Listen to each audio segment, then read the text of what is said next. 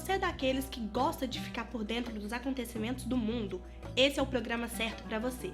O Desvendando História de hoje chega para contar um pouco mais sobre a Primavera Árabe, a sua influência política nos acontecimentos da época e como os países envolvidos estão hoje após a manifestação.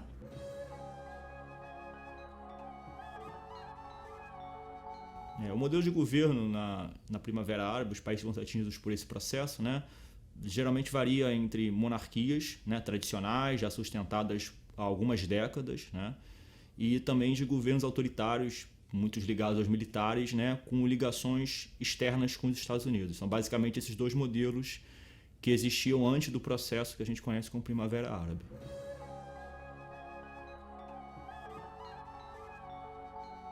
Em relação às causas, né, da Primavera Árabe, talvez seja o assunto mais debatido e mais discutível entre os especialistas, né, porque alguns vão alertar que alguns governos, né, vão iniciar o processo que a gente conhece como Primavera Árabe com causas bem populares, né, como protestos sobre condições de vida, protestos relacionados ao desemprego, né, à corrupção policial, desejos mais democráticos são rapidamente capturados, né, por elementos externos e acabam, né, desvirtuando, né, esse processo no sentido mais geral de movimentos populares, de características democráticas.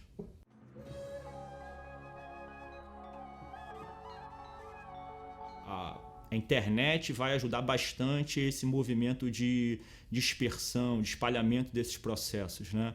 Então, a velocidade com que as informações circulam nas redes sociais, né? Nesse momento a gente está falando aí da década, né, da primeira década do século XXI, né? Então o Facebook tinha uma proporção muito grande, né? Hoje ainda tem, mas naquela época era ainda mais significativo. Então a velocidade das informações na internet e como é que circula nas redes sociais, ela ajuda a propagar esse movimento.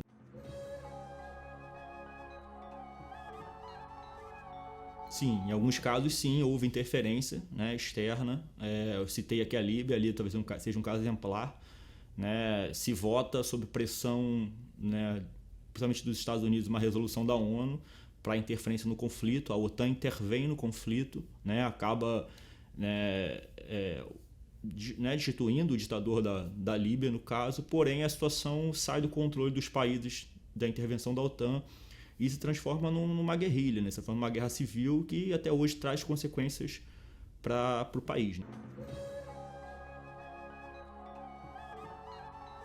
Nesses 10 anos, 15 anos que se passa desse processo, a gente vê poucas mudanças no sentido de uma maior ampliação na participação política, uma ampliação na participação popular, democrática nesses países, né? Inclusive, em alguns casos, como por exemplo o Iêmen, como por exemplo a Líbia, a própria Síria, né, a gente vê exatamente processos de retrocessos políticos, né? Governos se tornando ainda mais autoritários, né, mais ainda violentos com a população. Então, na Tunísia, sim, se consegue derrubar lá o ditador que já governava há bastante tempo, né, há décadas, e houve sim avanços importantes na participação popular, na conquista de mais espaços democráticos, né. Tunísia não é nenhum país referência em questões democráticas no mundo, mas em comparação com a situação de 10 a 12 anos atrás, a Tunísia, né, de fato, conheceu o progresso nessa situação de ampliação da participação popular e do espaço democrático no governo. As consequências, os resultados não são muitas vezes exatamente o que se iniciou naquele processo, não são exatamente os esperados, né? Agora que você já entendeu um pouco como tudo aconteceu, conta pra gente qual é a próxima história que você quer que seja desvendada. Aproveita e já segue a TV Uva em todas as redes sociais para ficar por dentro de tudo e não perder nenhuma história curiosa.